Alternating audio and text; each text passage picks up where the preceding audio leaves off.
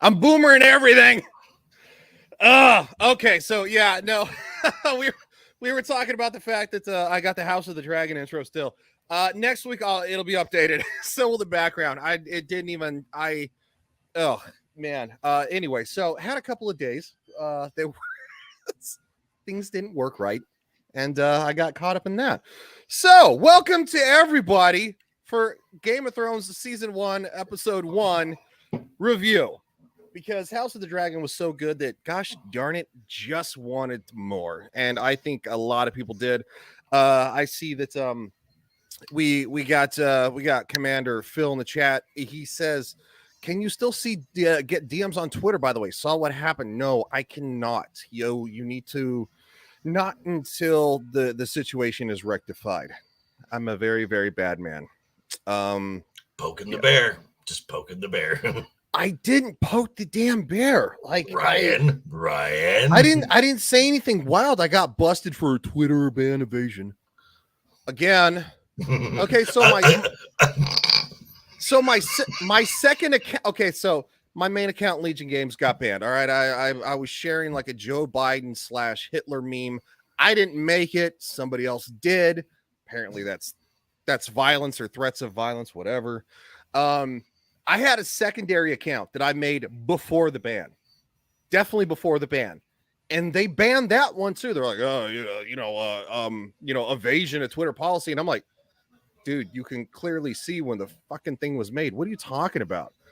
They didn't care. So I had to make the third one, and then I got busted for that. So until my appeal is heard. Well, I have 3 appeals going, and they've all kind of compiled on the case. You know, I think appeals are are like limbo mode right now to be actually gone through, which is a good thing because, of course, Twitter used to be like, nope, you broke the rules. It's like, all right, whatever, dudes. Phil says, yeah, I'm gonna start Game of Thrones again too. Gotcha. My buddies are wanting to do a D&D on Friday, and no other days work, so I probably won't make it. Apologies. D&D at what time? Like on stream? D&D? I love me some D&D. I would watch that. What the hell is that noise? That is actually how a Amazon cartoon started, the Legend of Vox, the Machina. It was a YouTube channel of some friends who were up and coming the voice actors, and they all played that, and they got approached and said, would you like to have this be done in a animated form? So they are the really the voices, yeah. And the campaign was called Critical Role. Interesting. Yep. That's actually kind of a fun bit of information. Oh, also at the same time, I didn't answer Phil's questions. Yeah, so follow me on Instagram. I need to remove my Twitter information until it's rectified. So I'll make sure that I make that another priority. He says, no, I'm not saying I won't make it for the Royal Rumble. We'll be playing in the evening. No, I was just wondering if y'all are playing on stream, because I watch Geeks and Gamers Tabletop. I love watching D&D. Shit, I still play the D&D online MMO game from like 2007? You're asking the wrong person. Yeah, they still have it, trust me. Okay. He says, oh, right, yeah, no, so I'm gonna be conducting all chats and stuff like that for like Friday night's Royal Rumble for this chat off of Instagram until further notice. I'll get at least one Twitter back. I'm not really too concerned about it. It's just it's in limbo until after, obviously, tonight. If you don't want to, we're here if you don't want to talk about the politics. So we're not going to talk about the politics. What we're going to be talking about is episode 1. We're not going to be talking about United States politics. Yes, thank you. There. That's a better way to put it. So I'm going to put this on the screen, JV, and I'm going to let you go in. And this has been vetted so far. Okay. And this is where we are at. This is where we're starting. Okay, so this is where, like I said, we are back in Westeros, folks, and I was actually kind of doing the numbers in my head because if we go through all 8 seasons, yes, including season 8, and go through House of the Dragon, that'll put us almost right about a couple weeks prior to when season 2 starts. Shit, no kidding. Somewhere around there, yeah. Fuck yeah, let's do it. I'm all for it. Let's get balls deep. Okay, that's weird. Don't ever say that to me again. My bad. I'm updating the description. Sorry. Go ahead, dude. Okay, so we have 3 Rangers here, and this is at Castle Black. Now, the time frame we're in, the Mad King has died. This is 17 years after that. So Robert of House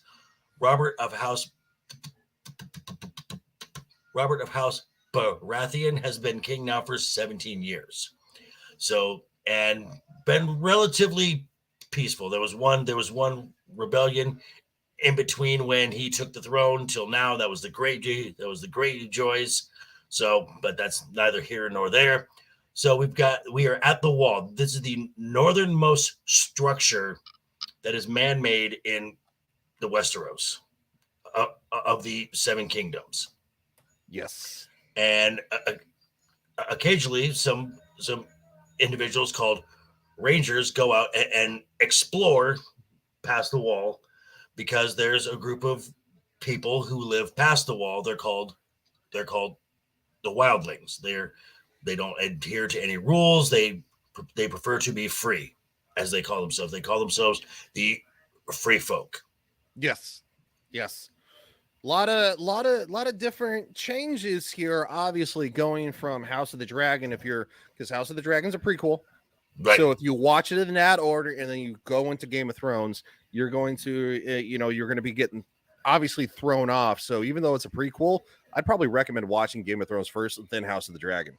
Right. And House of the Dragon is set 172 years before the death of the Mad King. So it's actually 100 and almost 190 years from where we're starting here.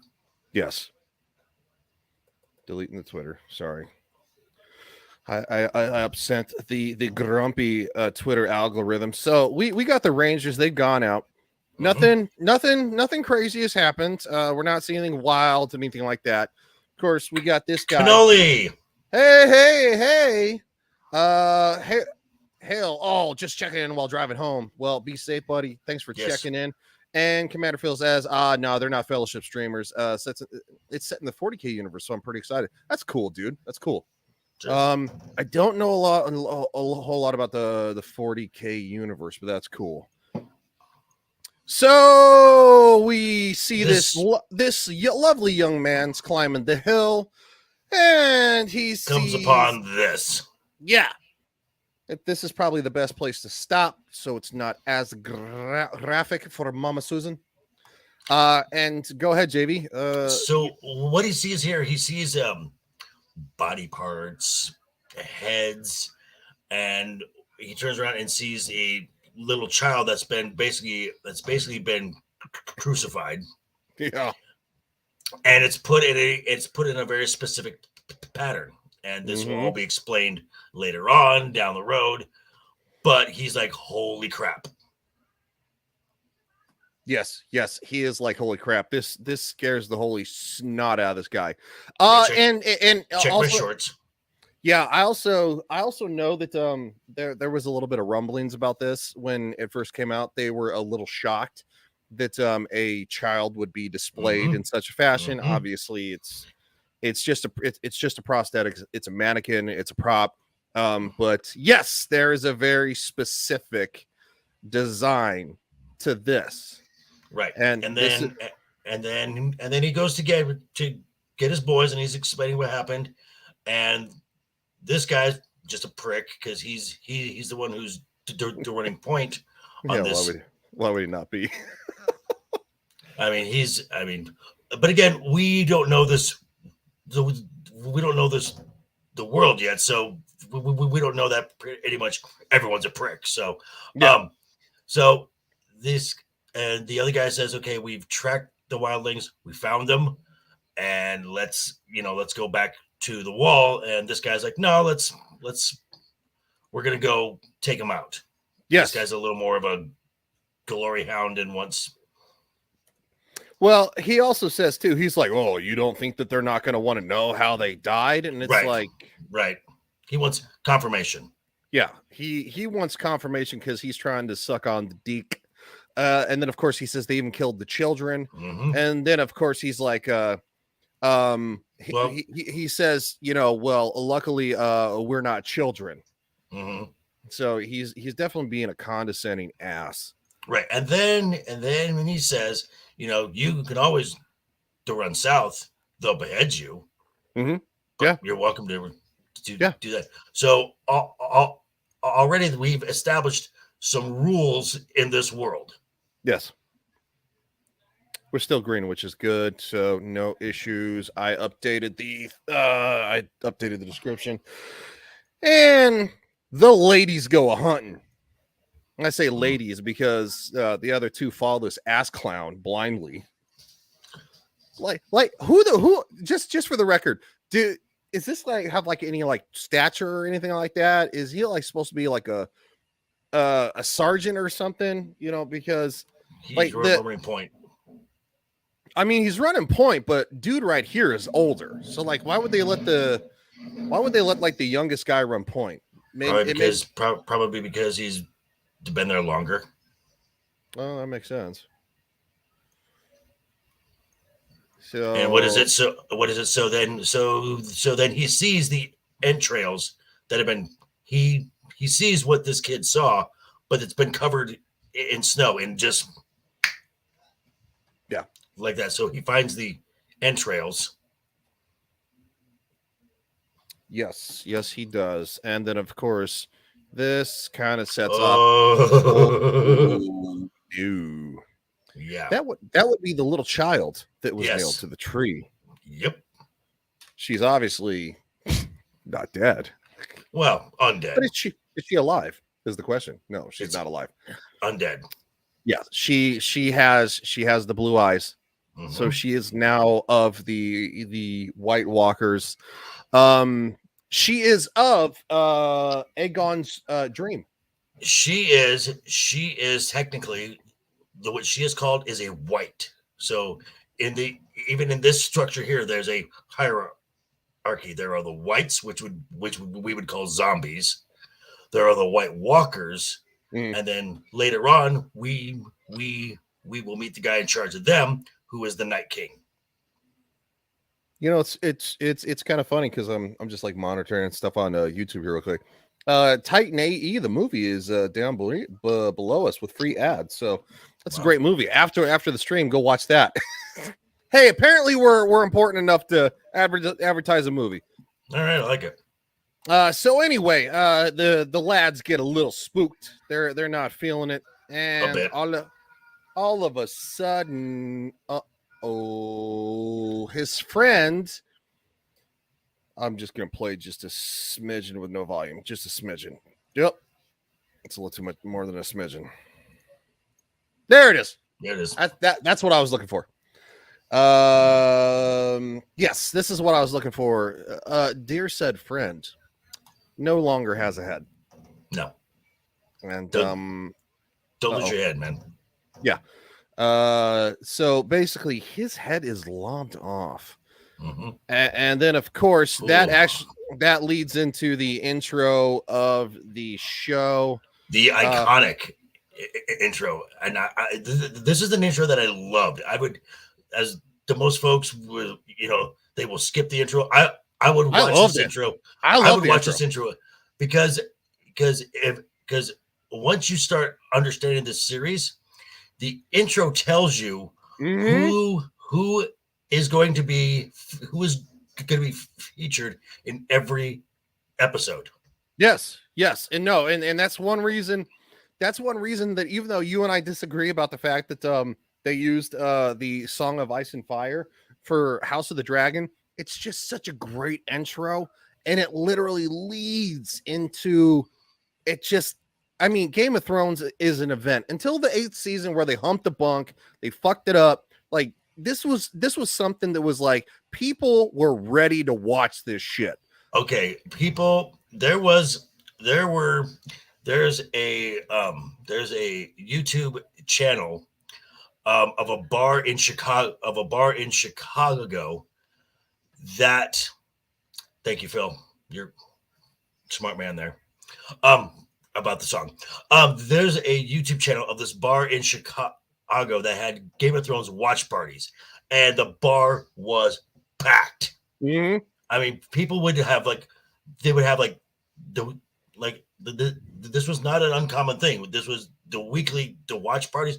I mean, once this series really started going, this was a cultural event.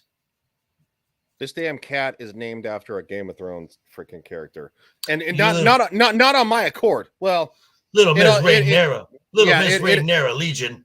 And it's not on my accord, because there was a cat similar to her that was named Millie, that I was gonna go. Yeah, that's the story.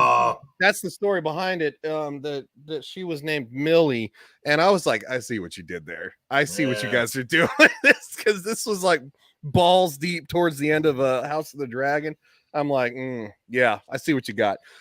So no, yeah, well, there's actually there's one in where is it? Somewhere in England, that on YouTube that does a watch party, that was doing watch parties for like House of the Dragon, and doing reactions at the bar and stuff like that is great.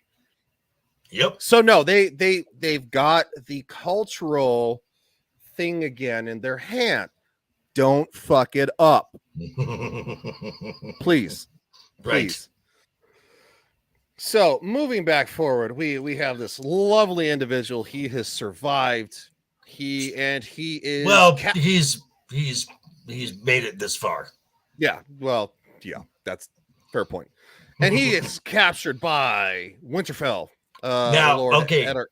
right. So here we go into the Winterfell, which is probably of all the cat assholes, may not be the most impressive looking one, but it's the largest. This thing is like a small town inside. Now, if you go over to the channel Night's Watch, Shad, going through the book, actually gives a breakdown of how the book describes this place. The what we're seeing here is about 1/10 of the size it should really be. Mm. The Winterfell is the size of a small city. Yeah, it's ginormous. Yes.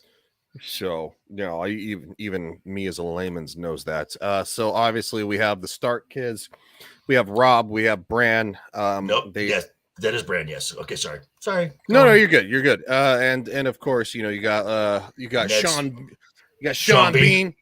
Obviously he's phenomenal at everything he does, and then of course he dies at the end, and you're like, what the fuck? So we have Ned Stark and his wife, Catelyn Stark. Yes. Who is and her and do you remember her maiden name? Yes. Hold on. It's right there. It's Tully. Very good. From the Riverlands. Yes, from the Riverlands. Yes. Okay. Awesome. I was trying to think of that earlier, and I'm like, what the fuck is her maiden name? I'm like, this is gonna come up. What's her maiden name? So then go ahead. So now we see the oldest daughter right here. This is Sansa. Mm-hmm. Sansa, of course, she is 13. And she is 1 year younger than Rhaenyra was at the beginning of House of the Dragon, by the way. And this is Arya. Now, the ladies, the girls are doing, this is sorry folks, if you don't like this term, this is very much a patriarchal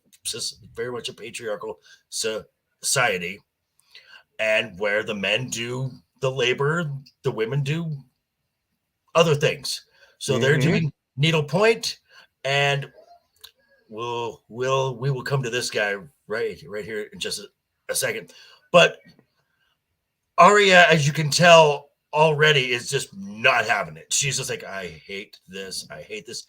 So now we see two other characters here. And the little kid in the back, that is the youngest Stark kid. That is Rickon. Yep. And now this guy right here, this is Jon Snow. Bastard. He is the bastard, and the bastards born in the North are they do not take a house last name. They're given a generic name, and since they're in the North, they're all bastards have the last name Snow. Mm-hmm. We will later see this in people from Dorne, who are the bastards there. They have the last name Sand. Yep. It's all regional and stuff like that. Of course, obviously later on, not going to get into it, but there's a little more that meets the eye. But true story. Being probably the best parent in all of Westeros, Eddard and Catelyn Stark. Mm-hmm. If you want to kind of like try to mirror that and pinpoint that to Rhaenyra and Daemon, who are actually good parents, who are about ready to, go through fucking hell on earth. Well, let's see. Good parents, not so good people. Where this is where they're good parents and they're good people. I would argue Catelyn is not as good a parent as Ned. No, I wouldn't. Because Catelyn Trish hates Jon Snow. Correct. I think, if you want my honest opinion, and this is just an opinion at this point, I think that House of the Dragon is going to retcon a little bit Rhaenyra and Daemon as parents a little bit, because obviously somebody needs to have a smidgen of an edge in the war. Humanity. A smidgen of humanity. Now, I'm not saying that they're going to be great people, but you have seen that Daemon and Rhaenyra are the best parents by far, and it's not even close. Correct. So obviously we got Bran here. He's trying to learn archery. He's not doing the greatest because someone sneaks out of her embroidery class. Yeah. And just scoot that back just a little bit. Yeah, Rob got done dirty. He got done dirty. So Westeros is ugly. So I wouldn't live there. So if we scoot that back just a couple frames. Let me see if I can just. Someone slipped out of her embroidery up. You're not quite there yet. And you can go with no sound for a little bit. Yeah, no sound helps. Could do that, and also bank. Yeah. So who snuck out? Oh, there she is, girlfriend. So Arya, she's a tomboy. Yes, very much a tomboy. In today's world, she would probably be known as Eric. Okay. Oh boy. Yes. Excuse me. So Arya snuck out, and of course Bran is upset, and right. Of course the parents laugh and kind of giggle. And here we go. Okay.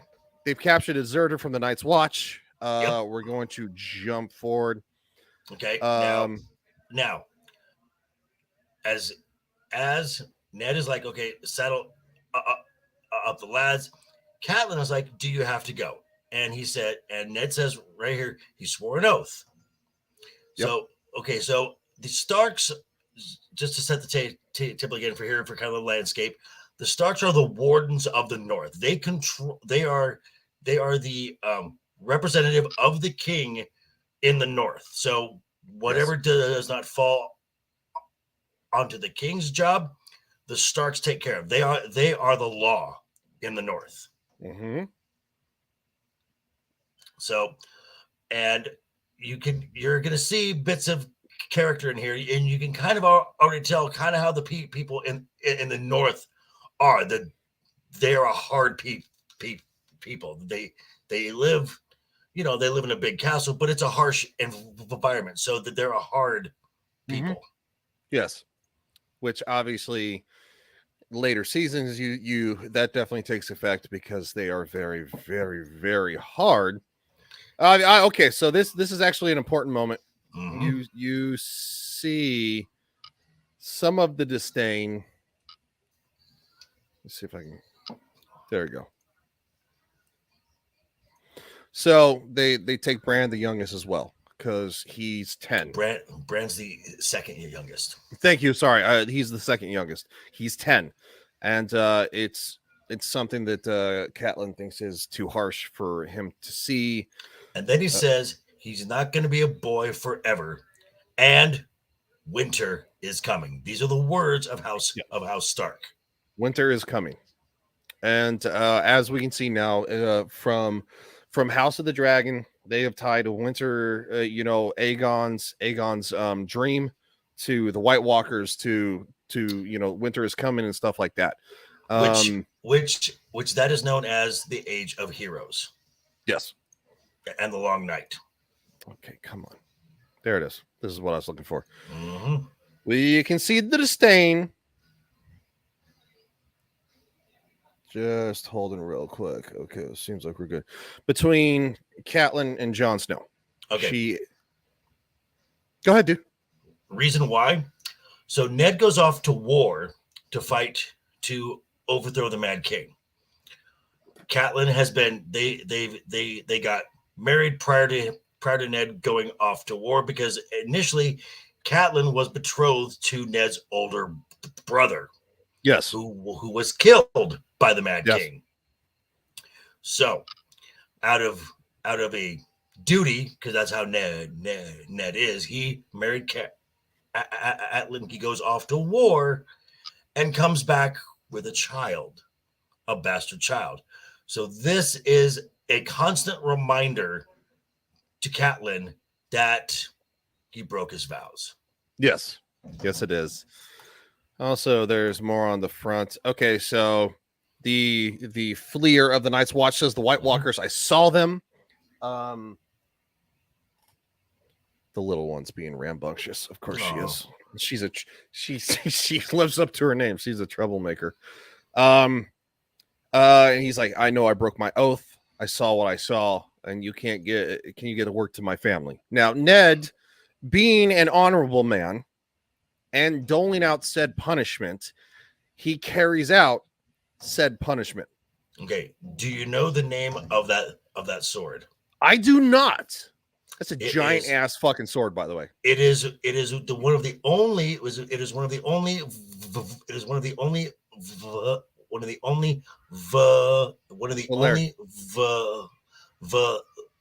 Valyrian steels left in this world, and that sword is called Ice.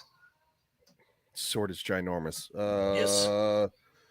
Oathkeeper, Oath Group. Nope. No. Now, later on, that's a broadsword. That is a melee sword. That's a fucking monster that's got weight behind it. Oh yeah, that's gonna do some damage. It's gonna cleave your ass in half. You ain't gonna have a spine or a neck. Go ahead, dude. You were gonna say something. So Ned is now carrying out the sentence, and yes. John is gonna tell Bran, don't look away. Yes, don't look away. Ned, of course, also taken the oath, Lord of the Seven Kingdoms, in particular the realm. I sentence you to die, and then of course, and then Ned. Okay, so here Ned is going to explain why he did what he did, and because he's 10. Yes, but you understand why I had to kill him, and Bran says our ways are the old ways, and he says yes. The man who dishes out the sentence should swing the sword. Yes, basically saying if you got the balls enough to condemn a man to die, you should be the one to have the balls enough to carry it out. Yes, the man who passes the sentence should swing the sword, and that is a phenomenal honest way to live. Because if you are to condemn somebody, and Mhm. I agree to this wholeheartedly. This is probably the most honorable man in Westeros, as of right fucking now. Right. Probably throughout the whole entire show too. Right. And all of his kids try to live up to his way of thinking, Mhm. and that goes to show how good of a parent he was. And then of course he's like, the White Walkers have been gone for thousands of years. Obviously, we know that comes to pass later, and we find a lovely dead Ooh. elk in the road. That's a stag. We who doesn't like the fresh meat? Well, that means That's not fresh, but by the way, but if you kill it yourself, it's Right. fresh. Right. It's got that good lean meat. So now what they're going to be taking a look at is what caused this. Well, Go then ahead. they see another stag down below, Yep. and the stag has killed a dire wolf, which has not been seen south of the wall for some time. Now, there's an interesting. This is in the literary sense because we don't catch it now, but this is foreshadowing events because there's a house that has the sigil of a stag who kills the wolves. Mm-hmm.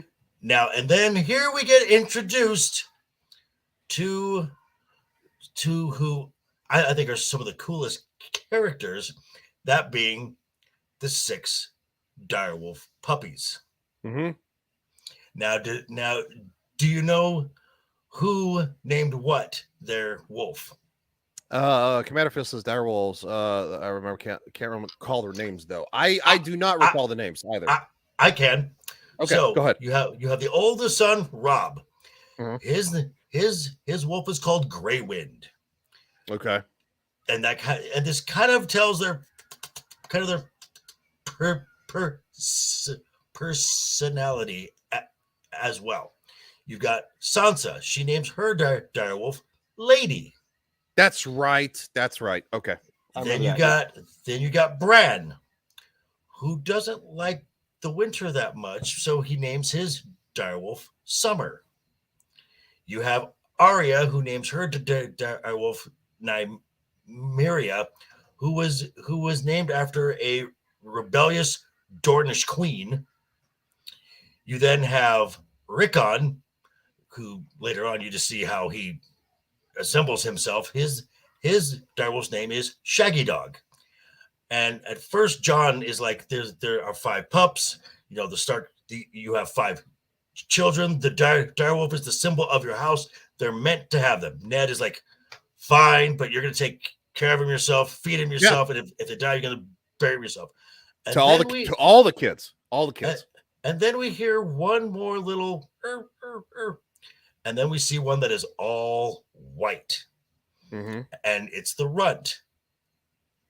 And then this guy here, that is Theon Greyjoy. He's a ward. Yes. Of the Starks. And this beautiful little piece of animal right there, that is Ghost. Yes, that is Ghost. And Which he's a good doggy. He's a good doggy. Well, I have a special affinity for runts. I don't know about Rhaenyra, but Piper, who's fucking a horse now, he was the runt of the litter. Gotcha. I thought he was actually 6 months old, like 5 months old. I thought he was 3. That's how small he was. Aww. And I took him and his sister home, and they're like, "Oh yeah, no, they're from the same litter." I'm like, "Really?" She's like, "Yeah, no, he's the runt." And I was like, "Fuck, give him to me!" Like, because and of course, obviously nature's a little more cruel than humanity for the most part. Commander's Ghost right. Just remember that before you said it. Yes. No, trust me, I'm getting reacclimated. So anyway, we're moving forward. Yes, we are now King's Landing. King's Landing. Now, who we see right here, these are called the Silent Sisters. They are the ones who prepare a body to be buried, cremated, to whatever, after someone has died. And yes. The reason they're called the Silent Sisters, they've all had their tongues removed. Mm-hmm. Yes, they have. It's a strange society they have here. From the Seven. Now we actually see the Silent Sisters and House of the Dragon when they're preparing Vaynor. What's his name? The one Damon chopped his head up. Vaymond. Vaymond. Thank you.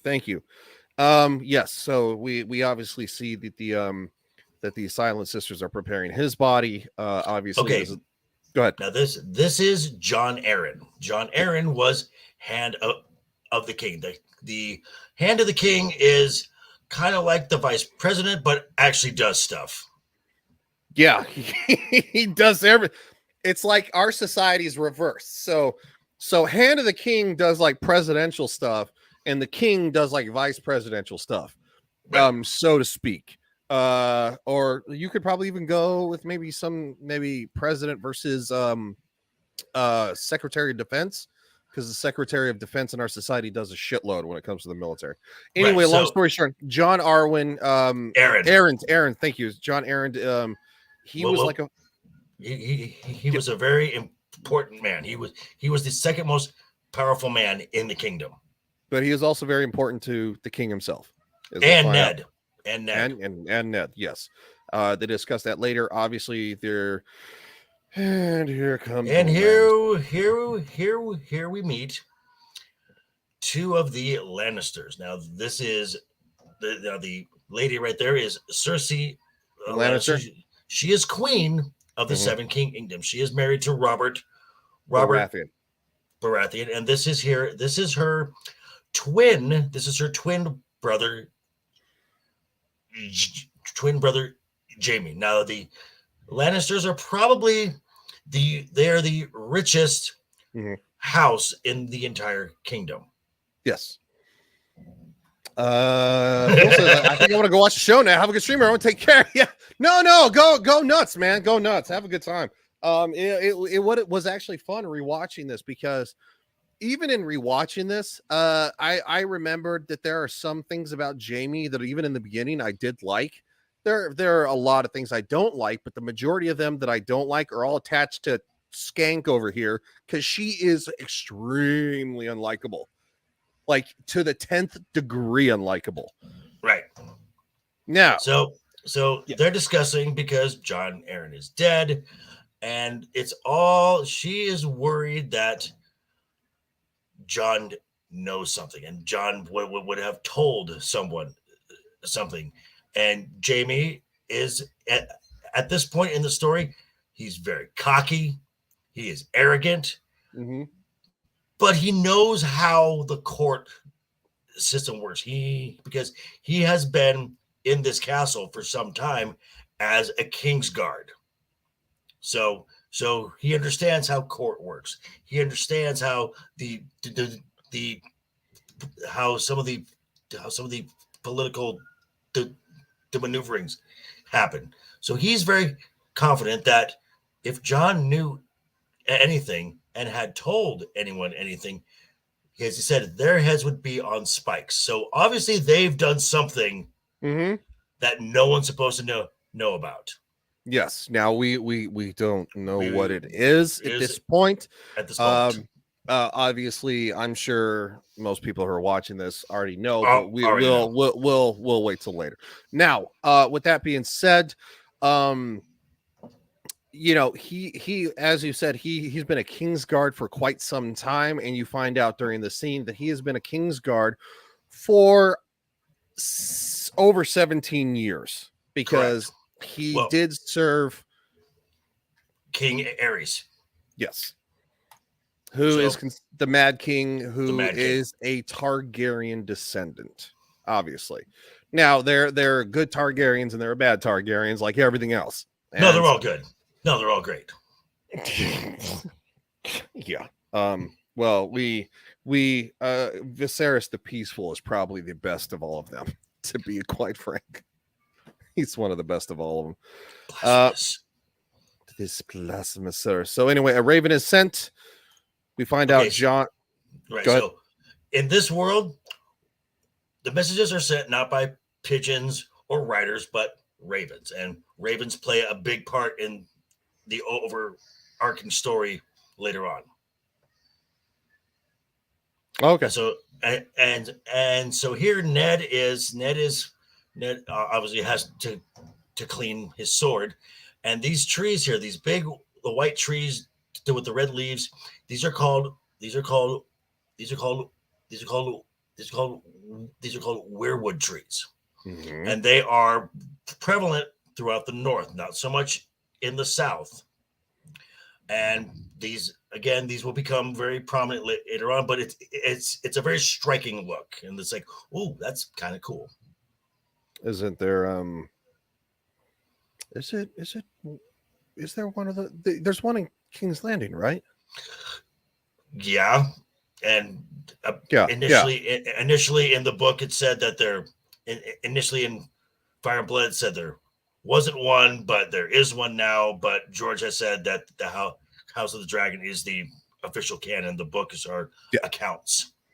Yeah, it's kind of like very muddy, very muddled, to say the least. It's probably why a lot of people don't like the book. That book specifically. Right. Gary hates that book. I wasn't too keen on it. I've heard people read it and say they did like it. I've heard mostly people are like, it kind of just really just like it's like so anyway. But yes, it is. So now we're seeing a difference in the gods, obviously, because there are differences in gods. They're still good. I just want to make sure we're still green. Okay. There are differences between the old gods, which are from the Targaryens. You know, as you see in when Rhaenyra and Daemon come back to King's Landing for when Viserys, right before Viserys dies. Then there's the gods of the Seven, the new gods. Okay. So what the Targaryens the worship are the gods of old are the gods of old Valyria. These trees represent the old gods, which is them, the children of the forest. This was the children fought the children battled the first men, and for all of the children that were sacrificed, they carved these faces into the trees to where the deep red sap would seep out of it to look like crying eyes. The seven came from the Andals, so they came over from Essos. They were eventually didn't really conquer, but kind of just they kind of accepted, like, okay, truce. They brought as they call it, the light of the seven.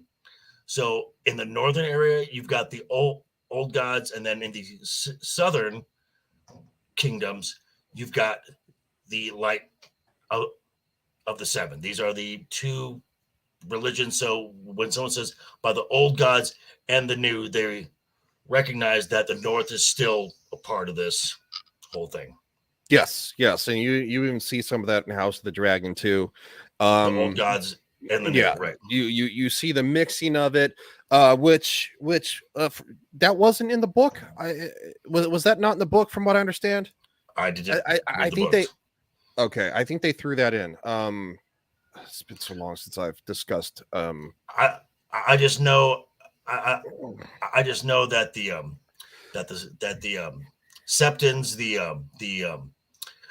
the teachers of the light of the seven did not agree with how Targaryens lived. No, they didn't. And they also wouldn't agree with how. Let's just say at least the Targaryens were honest. Right. Where they were honest. Right. So anyway, we come to find out the king is coming north. Right. He is coming north to see Ned. So now the castle's in a flurry. We're talking about Tyrion Lannister, the fact that he enjoys his drink, and he enjoys his very late nights. And I think anybody can put together what that means. We got the boys here. They get prepped. Yes, bastards included, getting prepped for and here comes Robert Baratheon. And of course you have Bran, who we find out is very much a climber. That comes with- Adventurous. he's very adventurous, almost to the To a Curi- fault. curiosity killed the cat. Let's just say that. Mm. Yeah. You're like, I like how she's like, wow, they grow quick. Oh, hold on. Yeah, because you see the dire wolves, they're like they're springing up like roots. Oh, come on. Give me a second. I don't think this is going Okay, now this guy here Yeah. in the cloak. That's a maester. Mhm. This is Maester Lewin. Now, the maesters are assigned to a house. They're assigned to a house. They are not assigned to a family. So Maester Lewin is the maester of the Winterfell. He is there to provide counsel, educate the children of whoever the lord of that castle is. Mhm. So he is supposed to be loyal to the castle, not whoever's in charge is irrelevant. Yes. And basically they're like they're not just like doctors, but they're also very much historical scholars. They know everything. They keep all the texts and stuff like that. And some know some mystical knowledge.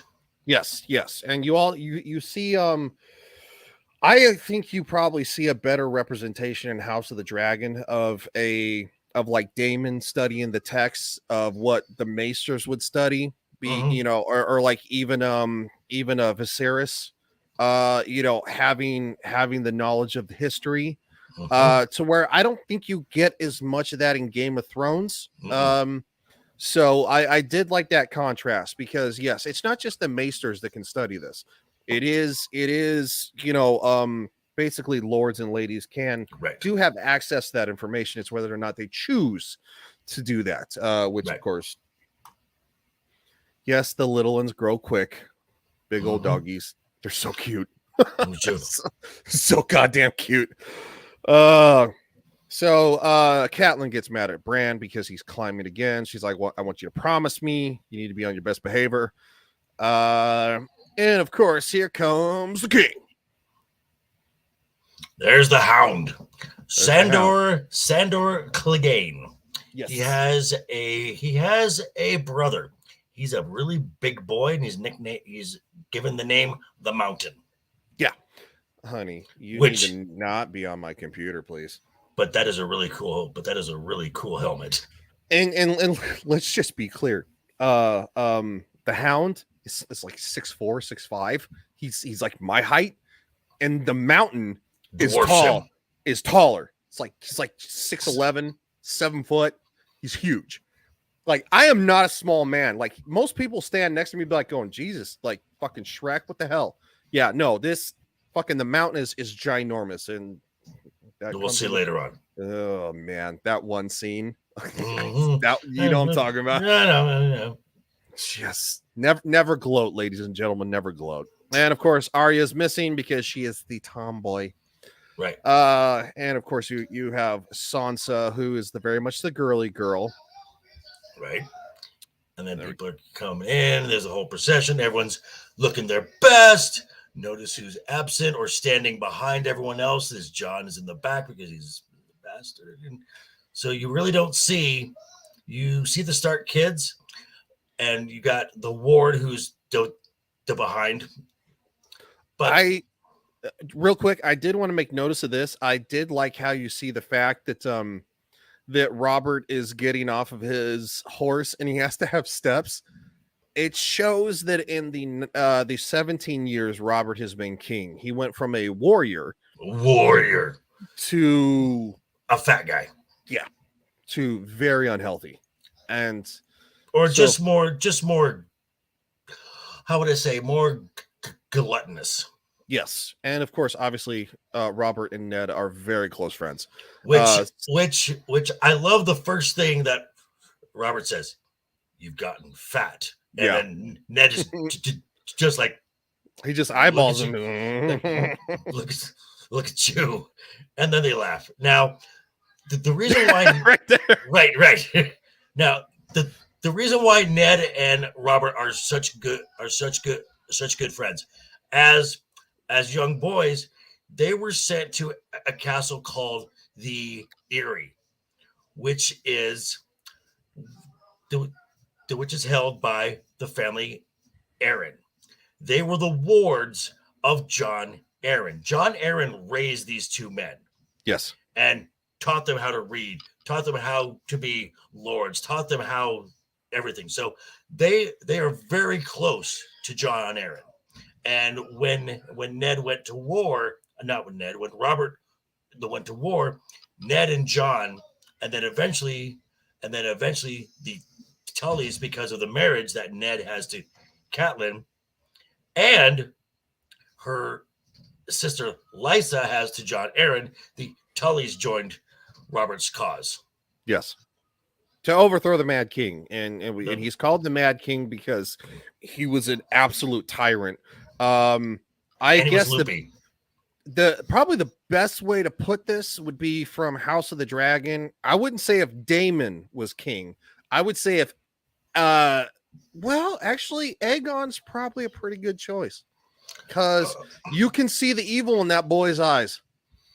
You can see the lust for the crowd. Yeah. Aemon. Maybe Aegon with Aemon's violence. Aerys was insane. He was going mad because legitimate insane. Because a few years prior to this, he was kidnapped and held in a dungeon for 6 months. So after that encounter, he never wanted to be left alone for any reason. So he barely showered. His nails would grow really long, and even though he didn't want to be left alone, he didn't trust anyone. He saw daggers all the time going for his back, so he became extremely paranoid, and it drove him mad. I mean, he would literally burn people alive. Well, yeah. He would literally use the dragons to burn people alive. There are no dragons at this point. I thought they hadn't killed the dragons yet. No, not in this, but like when he was. Nope. Really? I thought he. Okay, well, I know he burned people alive. That's weird. Well, I thought they killed the final dragon when they overthrew him. No. Okay, so that's where I'm wrong. Okay. Yes, but he would burn people alive. King Aerys would use something called wildfire. Yeah, we get wildfire in the show. So later on. So okay. So this is all the pomp and circumstance and yada yada yada. Which, of course, Robert is very warm to the family. He's meeting all the kids. He wants to know about them because he is a genuinely warm human. Now, he can be very rigid. He's a fun-loving guy. He is a fun-loving guy. He's like, and of course, she is not. She is a cold bitch. So, of course, Robert and Ned proceed to the crypt because obviously we learn a little bit of information about that. About Jon Arryn. Okay, so the Starks start explaining this. I'm gonna run to the bathroom real quick. I'll be right back, dude. Okay, so the Starks are a very proud family. So their dead they bring back and they bury underneath the castle in these catacombs, these crypts, and they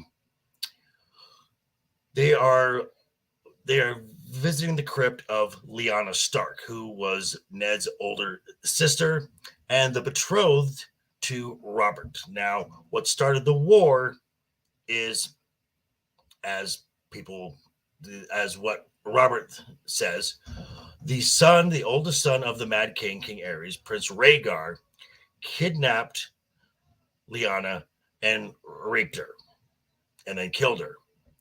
This is what started the war. So he is here reminiscing with her, saying she should be buried on a hill underneath the sun with the wind blowing. And Ned is like, she is a Stark. She's going to be here with her family. That's pretty much all I got on this one. Is there something in the chat? Anyone got a question in the chat? Anybody?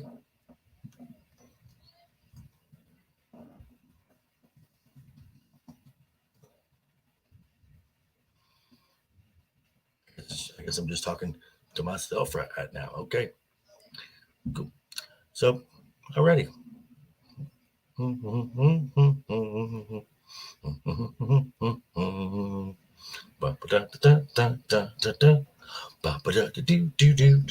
Okay. All right. Sorry. So, as I explained to the chat, which is me, I was we got viewers. They're just I think they're lurking. Some people like to lurk. Okay. So Lyanna Stark, the narrative is that the oldest son of the Mad King, Prince Rhaegar, kidnapped, raped, and killed her. She was betrothed to Robert. This is what started another war. Boomer. There you go. Yeah, no, I know. Well, because I wanted to readjust it, so it's like, I don't want that like that. Possible. Right. He's like, I'm not worthy of your honor. He's like, damn it, Ned, stand up. Like, going because obviously Robert's like, dude, just stop. Just stop being so formal. It's me, bro. Yeah, these are like two lifelong friends. He's like going, just knock it the fuck off. Right. Like stop with the bowing and shit. And he said, if your sister had lived, we'd have been bound by blood, obviously. And of course, I'm gonna have to skip forward. Yeah. So obviously, Robert is also proposing something else, not just for Ned to take place as hand of the king, but he has a son. Ned has a daughter, and Robert says we should have always been bound by blood. Let's do it now and join our houses. I hate that boy, by the way. God. Oh, Joffrey. Joffrey come back on a screen. Do you know where you first saw Joffrey at? One of his first acting roles? No, I don't. I really don't. Batman Begins. He was the little boy. No fucking way. Really? Yep. Well, he grew up to be very good at what he does, being a smug little peckerhead. Which again, a great actor. If you're playing a bad guy and you can get an entire audience to hate you, you've done your job. You know, he stopped acting after Game of Thrones. Death threats. He got like serious death. Well, I didn't know that. I thought it was a lifestyle choice, but no. He stopped acting after that, and of course he started doing his own thing and stuff like that. And then of course I think he built like a business or something, or went to school. Anyway, he did like but I guess he's slowly easing back into acting, and it's like, I mean, well, he's pretty young there, so probably the fact that he didn't jump into being a childhood actor was a good choice, right? Because he is a good actor. He plays a little fucking jerk really great. Mm-hmm. So of course we have Robert's talking about, he's like, did you have to bury her in a place like this? Right. It's the family crypt. I mean, it's right. And Robert has a very romantic view of Lyanna. Robert, we're going to come to find out, was a little delusional. We're just saying. Yep. So, then of course he's talking about, it's done, your grace, the Targaryens are gone. And no. And here we are in Pentos. This is Daenerys Targaryen. Now she has a name that is attached to her, to one of her many titles that she accumulates along her lifetime. Mm-hmm. But this is Daenerys Stormborn. Yes, because when the Mad King was killed, her mother and her brother were sent back to Dragonstone, their ancestral castle. The mother went into labor during a tremendous storm. So this is where she gets the name Stormborn. And here we have Viserys, not to be confused with the good one. And I hate this name because he is no Viserys. Right. Yes. Now, and again, you see just the way it is with Targaryens. You get the good, you get the real bad. He's real bad. Now I'm gonna have to take this off screen because he does Targaryen stuff, and once we're at a decent angle, I'll put it back on. So we already see that this has been a 17-year plot of Viserys to go back to the Westeros and claim his throne. Yeah. So he is talking to his sister, saying, "You're going to be a wife, and you are the key to giving me my army, so we can go back home." We don't know what we don't meet this future husband yet, but you can see what type of character Viserys is. He's very lecherous. Yeah. And for him, all that matters is getting the Iron Throne. He's a smarmy ledge. Right. And he will do whatever it takes. Whatever it takes. He will sell his sister. We come to find out that he says, I would let his entire army fuck you if it got me on my throne. 40,000 strong and their horses. And this is where he's like, let me see you. Mm-hmm. He's like, I want to see your body. You have a woman's body, and I want to see what you're offering so I can get my throne back. So he's doing what is a very Targaryen thing. However, he's doing it on the bad side, to where you have Daemon and Rhaenyra, who openly came into that situation. You have Viserys III, right? Which if the results of the war came out the other way, Viserys would not be the heir to the throne. Yes, because so we're past it. I can share it again because he is the younger brother of Prince Rhaegar. Now here we are in what is known this city, Pentos. And it's a very Mediterranean feel to it. And I forget this guy's name, the actor over there. I forget too. But he's great. And then we meet the Dothraki. These are horse lords. Think of the think of the Mongols, the Cherokee, and the Viking raiders all meshed into one thing. And also think of Jason Momoa, who has forever ugly face. Look, I'm just saying, I don't think Jason Momoa is a good looking guy. I'm sorry, the beard, the muscles, that's what makes it. I'm just saying. I'm not saying but the ladies love him. Look, I'm not saying that I'm Brad Pitt. I'm nobody, but I just dude's got, he's got good muscles. Okay, so now we have the meeting between the two possible betrothed, right? Right. Okay. That's a great stopping point right there. Because they ride off and Viserys is like, well, did he like her? What's going on?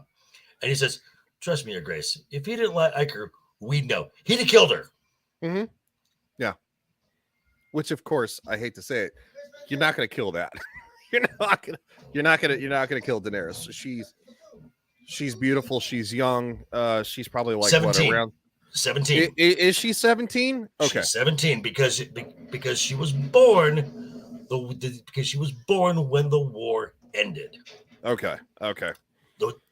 When the Mad King died. Obviously, you can see that Emilia Clarke is She's very attractive in the role. And also you can see that his face, he is very, very focused on one thing. Right. And she can tell that she's being used as a literal political pawn. And she has literally been sheltered, say, groomed for this her entire life. And when it comes to it, she is like, I don't want to do it. I just want to go home. Yeah. And Viserys, and this is when Viserys says, I would let his entire army if it meant I could go home. So you will do your job. Yeah, he's also a pompous ass too, because he was like he was trying to, he's like, is it true they lie with their horses when it comes to the Dothraki? Right. And then of course he's like, kings like that. He's like, I would not ask them that. And he's like, kings lack the caution of common men. And then of course Viserys gets all on his fucking high horse and gets super butthurt because you know, he's never had to actually, you know, make any fucking hard choices because he's a pampered little bitch. Right. Then of course you have Daenerys who says, I don't want to be his queen. And the face. Mm-hmm. He's like, I want us both to, because she was like, I don't want to be his queen. I want to go home. And he's like, I want us both to go home. But we can't yet because Robert will have him killed. Now them being here in Pentos, this is probably the longest that they've lived anywhere because they have literally been on the run for the last 17 years. Yes. Because Robert knows they're alive. He just doesn't know where. And this is also something that is, I will say, is a shot at Robert's honor. Mm-hmm. He is afraid of a 17-year-old girl and probably what is her 25-year-old brother or 26-year-old brother. 22-ish. 22-ish. Because there are still folks within the Seven Kingdoms that call him usurper. Mm-hmm. That he is not a legitimate king. And these two being alive are a threat to that. But also his fear of these two, especially her, comes into question later. Right. But he doesn't know that yet. So yeah. No, we'll get there. Mm-hmm. Here it is. All 40,000 men in there. What happened? Nothing. Oh, I'm just. I thought like you were worried about the stream. I was no. Like, did you see something? What happened? No. We're still good. We're still green. He's like, I would let all 40,000 of his men and their horses too. If that's what it took. Right. That's disgusting. But this tells you the type of character that he is. Mm-hmm. This is yet again the Targaryens. The are ends very, very one-sided or the other. Well, this is just not a whole lot of neutral ground with the Targaryens. There's also a lot. There's also we meet a lot of other characters in this world that are very much the same way. The ends justify the means. It doesn't matter how cruel it is or how disgusting it is. So it's not really a Targaryen trait. It's a human trait in this world. Oh well, that's a good point. It is a human trait. But you know, as I'm trying to somewhat mirror it to House of the Dragon a little bit. You see that there are two sides to the Targaryen coin. Yeah, the two sides to the Targaryen coin. There is lust, and then of course, lust for whatever it may be. The blood of the dragon. And yeah. But then of course it goes to the flip side. To where even though that lust, that blood of the dragon can be a very good thing, very protective, very very passionate in a good way. Not passionate for like power or anything like that, but obviously you can see that Viserys the Third, and I will say the third, because you know he is literally he's auctioning his sister's right. You know what off. Which she has not had the thing. Which if she which if the Viserys already had an army, he would be marrying her. Oh yeah, absolutely.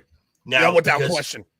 And this goes to the kind of the phrase that the people of this the world have, because the Targaryens had a very old tradition where they would marry sisters, they would marry cousins. So there was a lot of keeping the bloodline pure kind of thing. So the phrase was, when a Targaryen is born, the gods flip a coin and the world holds its breath.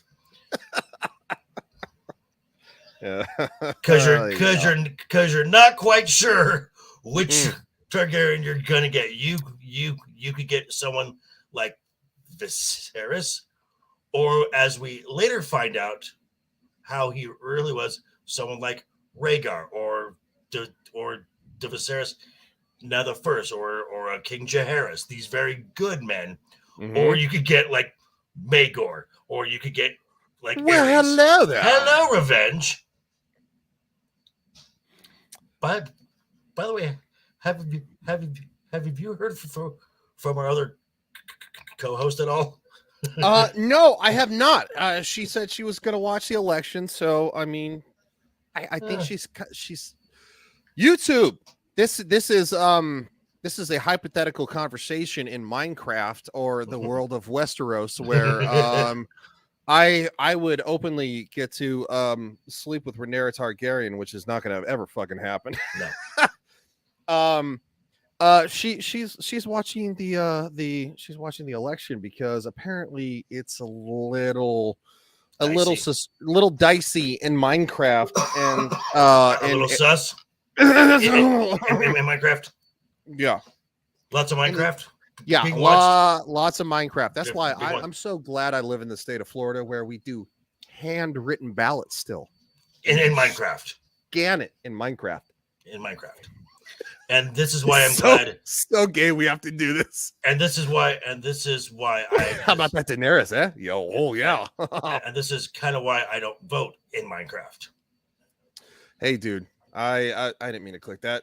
Yeah, no, I can feel you on that voting issue in Minecraft. Okay, so here we go. Stupid girl. Stupid girl. Okay, so Sansa wants to be a lady, but not just a lady of the North. She wants fancy dresses.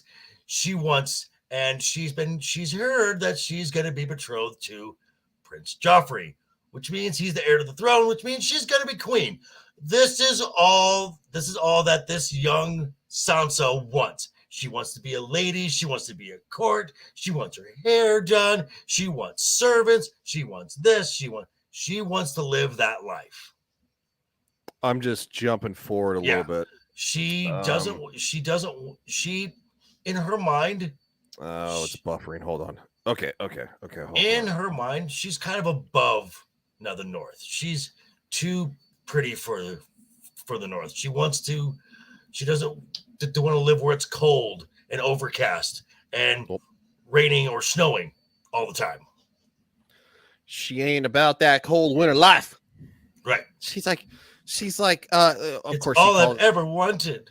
Yeah. She's like, you left your home to come here.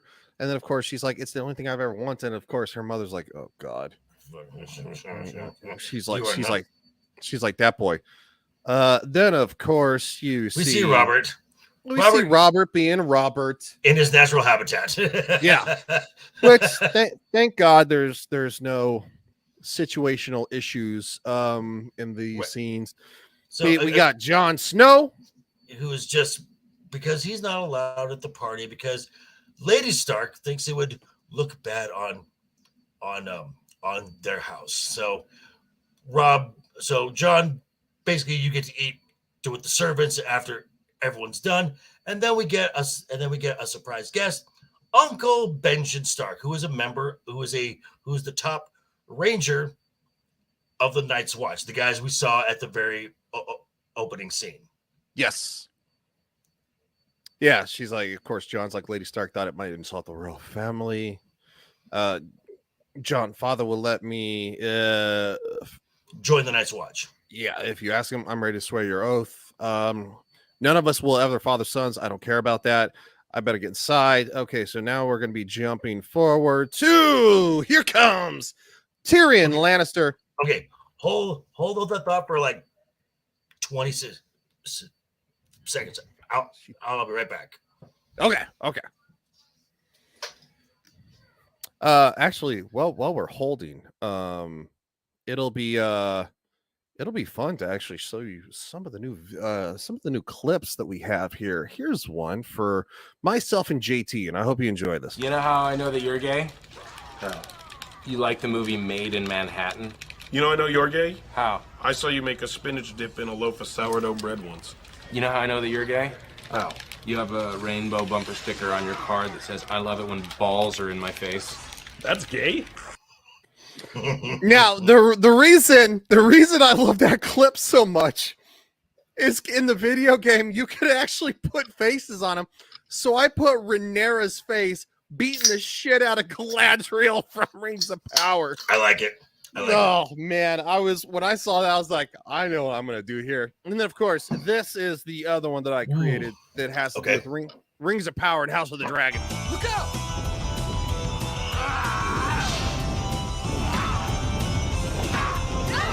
You fools! I beg! Power sword!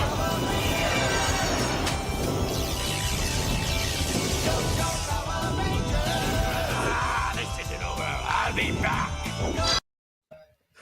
I couldn't fucking resist, dude. I don't blame you. I couldn't fucking resist. I got God bless R2. He's taking some time off, spend time with family and stuff like that for Friday night's Royal Rumble. But yeah, he turned me on to what Pinata Farms. Got a lot of great stuff to make. Okay, so there we go. Yeah. This scene here, because we skipped the introduction of this character.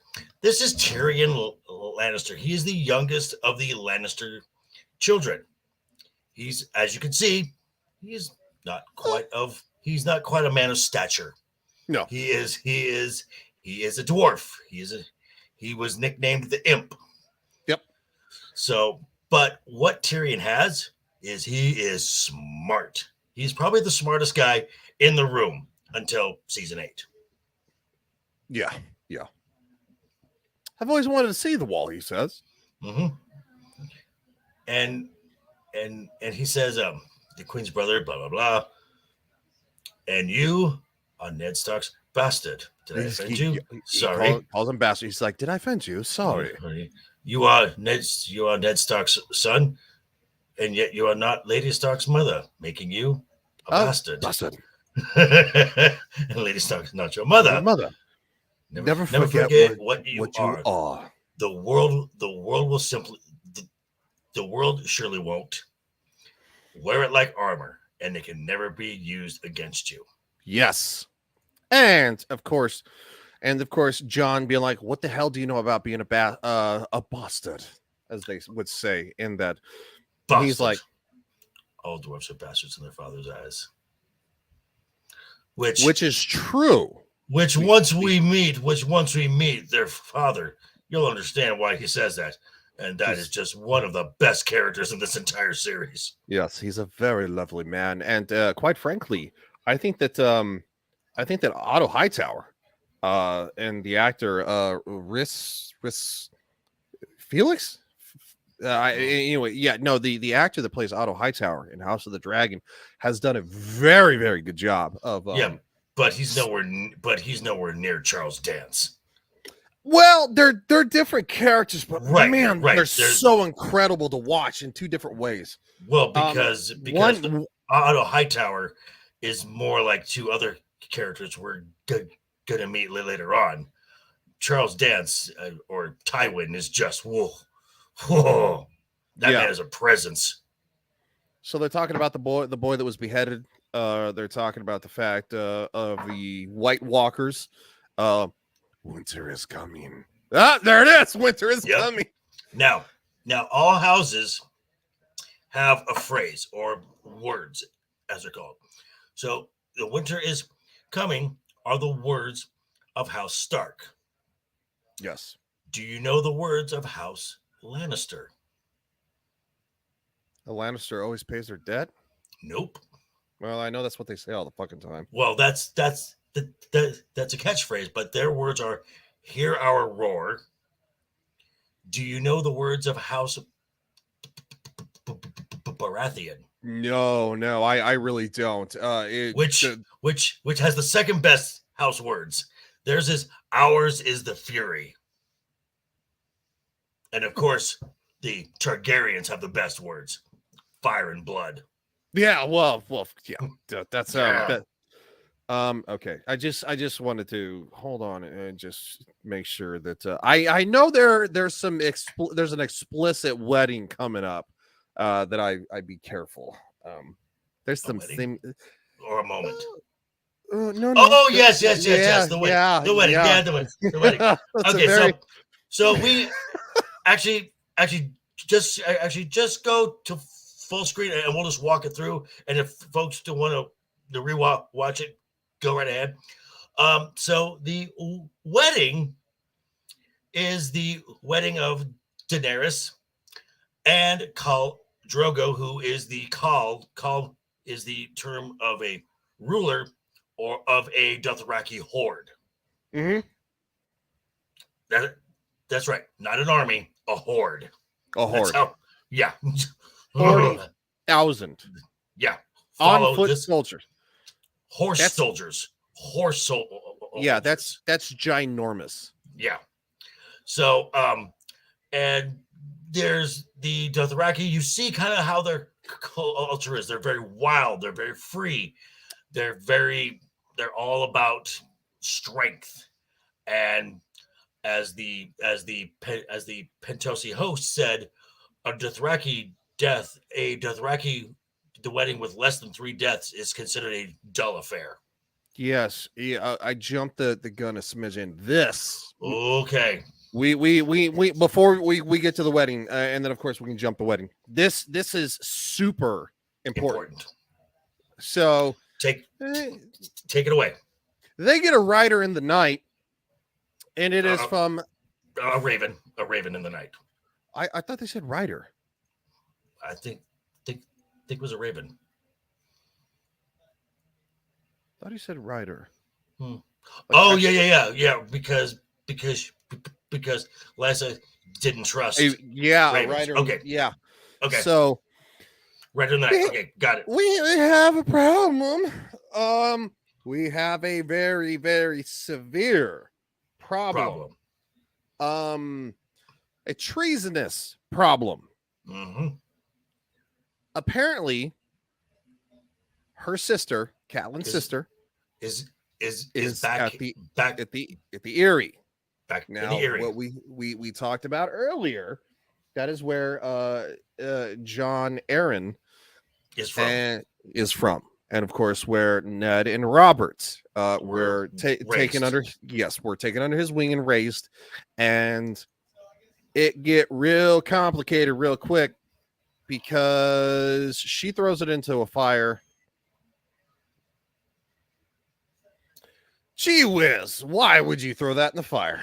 Oh, because there couldn't be anything incriminating in there. No, of course not. There could be any criminal. What's the news? She's fled the capital. And we'll pause it right there just for about 10 seconds. Now, the reason she's fled the capital is because, of Gone course, back home because her husband has been killed, has been murdered. He has been offed by the Lannisters, from what she feels. Right. Oh, well, it's stalled out. So she feels that he has been slain. Mhm. And of course, Ned Stark is like, she's fresh widowed cat. And of course, Catelyn's like, she's like, why would she threaten her own life, her son's life, to if she wasn't certain her husband was murdered? Right. Now, from what we've seen of the Lannisters so far, they're very unlikable people. Well, Are they capable? Go ahead. We saw earlier with Jaime and Cersei. If John had told, do you think he told anyone? So this is done specifically to say, like, okay, the Lannisters had him killed for. So he did see something. What did he see? I'm a little confused. Vincent says, hello, bro. Can you help me out investigating this guy in my Instagram? I have my post on YouTube. He says, look at it now. So crazy, disgusting, but for real. I don't know who this is. I'm not sure what you mean there, Vincent. You can email me at legiongames2076@gmail.com. But as for that, I'm not sure what you're talking about, dude. So sorry about that.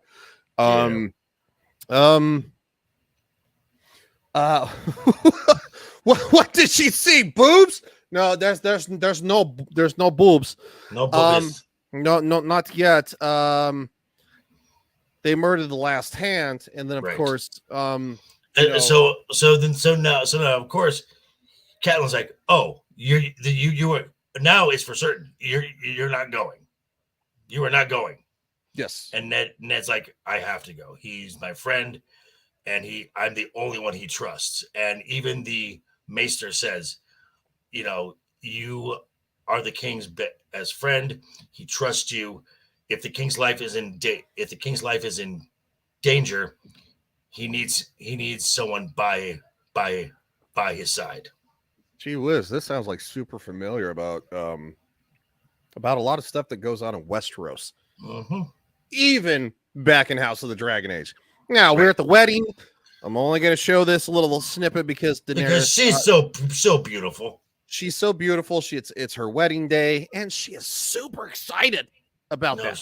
Right, she's so excited because she's so like, this is so foreign to me, and Emilia Clarke is really and once folks found out that is a wig and not her real hair, folks were really upset because Emilia Clarke is Emilia. She's brunette. Yes. And so she gets these presents and whatever, and then there's and I'm gonna get to the big present. The dudes are fighting. We're talking about three people. And this guy needs to chill here because he wants to talk slow here. So we're not talking about that, bro. So I'm not sure what I said about email. Yeah, dude. Email legiongames2076@gmail.com. I really don't have any idea what you're talking about, Vincent. So we're not going to spend any more time on it than what I just said here for the last time. Getting through the fight. So then we also meet Ser Jorah the Mormont of Bear Island, who gives which I very much like. I don't see anywhere where we can get clipped on this, so I will share this scene right here. I do like Ser Jorah. I really do. I like him in this. No way, that was a wig. What? Yeah, no, it was a wig. Now I like him in this. Of course, he later gets the nickname Captain Friendzone, and I didn't like that. I was like, and he also is in Titans. He plays in the series I'm reviewing on my channel, Titans. He plays Bruce Wayne, and he's just terrible as Bruce Wayne. Just saying. Yeah, I would not have picked him for that. No. Now here is the coup de grace of gifts. Dragon eggs. Now, supposedly these have been laying fossilized, dormant for so long that they're stone, but they're still beautiful, and they are. They're quite nice. I would like a dragon egg because I'm putting that in the warmer somewhere just for the hopes. Yeah. And what's kind of funny is that after watching House of the Dragon, you can see that all the dragon eggs, once they are harvested, well, even when they're harvested too, like they have a heat about them, and then when they're harvested, warm. they have to be put in a warmer so they hatch. Yes, because that is the part they are born of fire. So yes, this is the ultimate gift for Daenerys. Obviously, I'm going to back out just a smidgen. Go ahead, dude. Say something, because okay. And then there was a gift, that Drogo gave Dany, that beautiful white horse. Yeah, sorry. Somehow we had a mistake and it went way back. So go ahead, keep talking. So that beautiful white horse, and she asks Sir Jorah, what is the, because she wants to say thank you. What is the Dothraki word for thank you? And Jorah says there is no Dothraki word for thank you. I also want to share this real quick.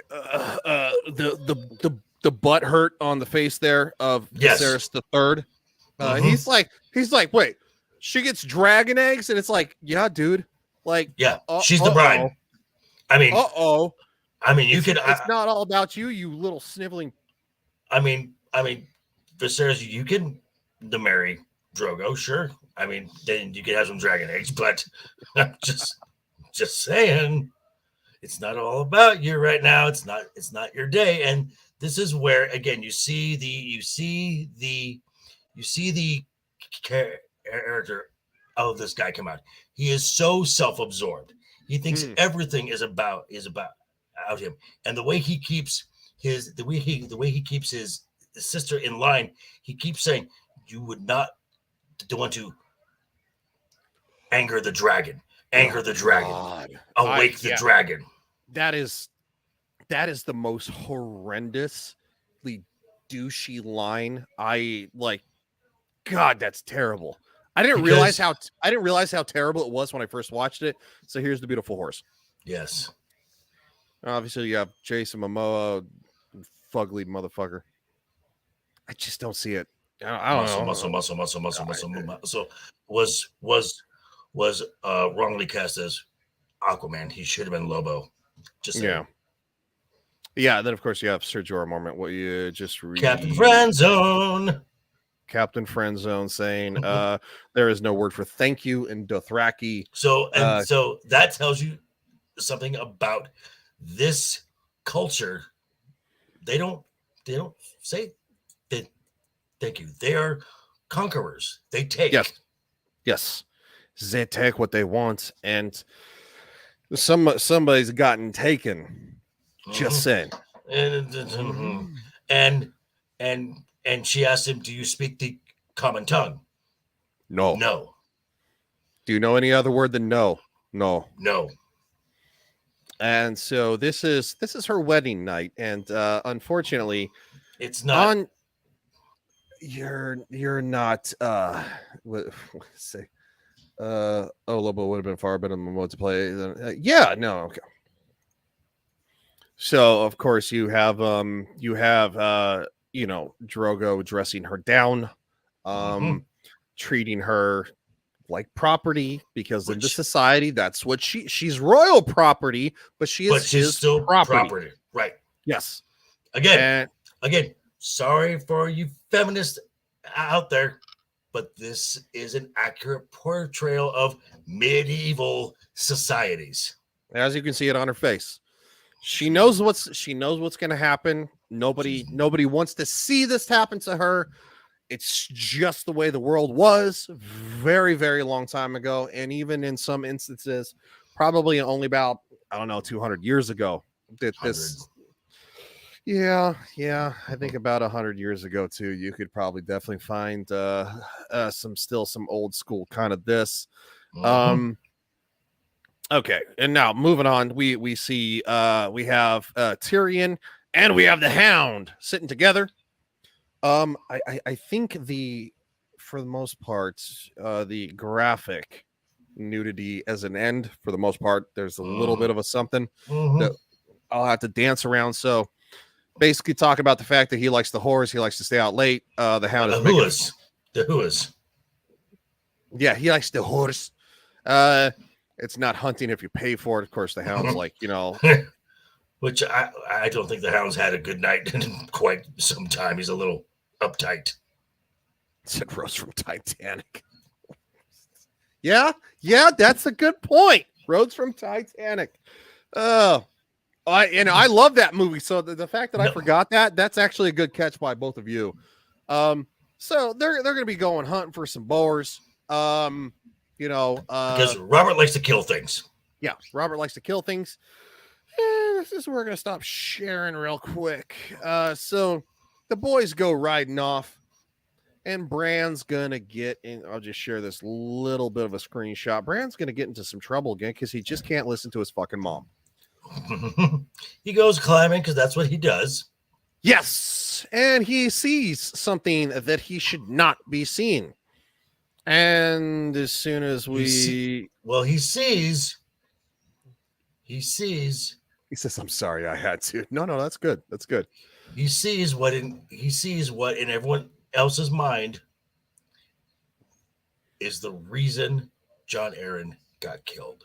Yes, because John Aaron found out that Jaime and Cersei are very close. Yeah. Very, very, very, very close. You could almost say connected, not from birth. Well, this part I can actually show. Not just from birth, but because you know what they say about incest, it's all relative. Yeah, apparently Jaime and Cersei, they partake in the traditions of the Targaryens. And the Dornish. And now, however, they're not very public about it. The Targaryens say, "Hey, I'm going to hunt my sister. What are you going to do about it?" And everybody goes like, "On, right. I guess nothing, because you said it. It's not a secret if you say it." Right.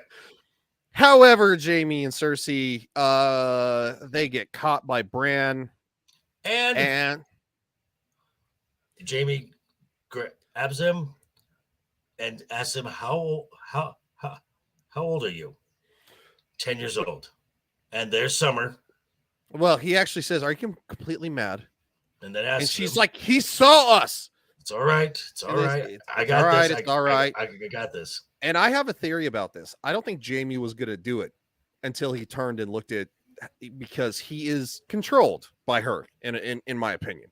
She has a power over him. Let's see. What was the term used in House of the Dragon? Oh, yeah, cunt struck. Yeah, there you go. That's a great term, by the way. Keep it all in the family, as they say. It's very much in the family. Then, of course, she screams, "He saw us again." He even stands up to her. He's like, "I heard you the first time." Yeah, he is like, "Look, I got this. I got this. I got this." I think he honestly probably could have intimidated the boy to say, "You know what? You saw nothing. You saw nothing.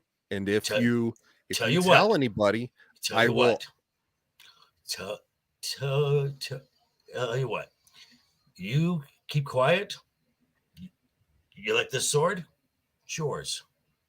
Just shh." Yeah. Or he would be like, or I can come back with the king's army, and I can slaughter you and your whole entire family, and I'll save you for last. That would terrorize the boy for life.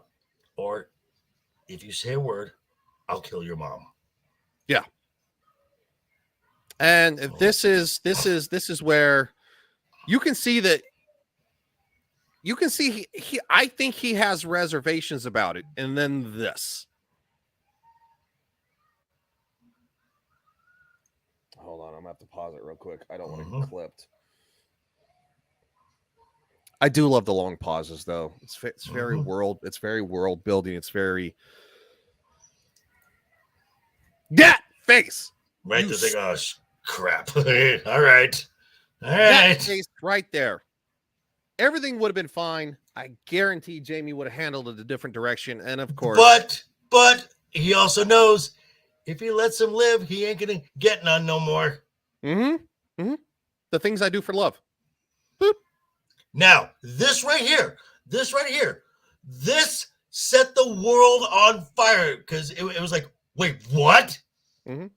This was such a shock to the system of like, fucking jumped again. I don't know why it keeps jumping. Because not only did you end your premiere episode on a death, but the attempted murder of a child. Yeah. And it's just like, oh, this is not your typical story we're going to be seeing here. No, they're getting wild up here. So that concludes episode 1 of Game of Thrones. So JV, what you got coming up? Obviously everything JV's he's down in the description. There's YouTube channel, Twitter, believe the Instagram, everything. So what's next for you? What's next for me is the Thursday. I'll be doing a quick review because we're starting the HBO Max series Titans, and we will be 3 episodes in. So you'll be getting a quick rundown of episodes 1, 2, and 3. And then Friday night, I will be with you guys Yes, at indeed.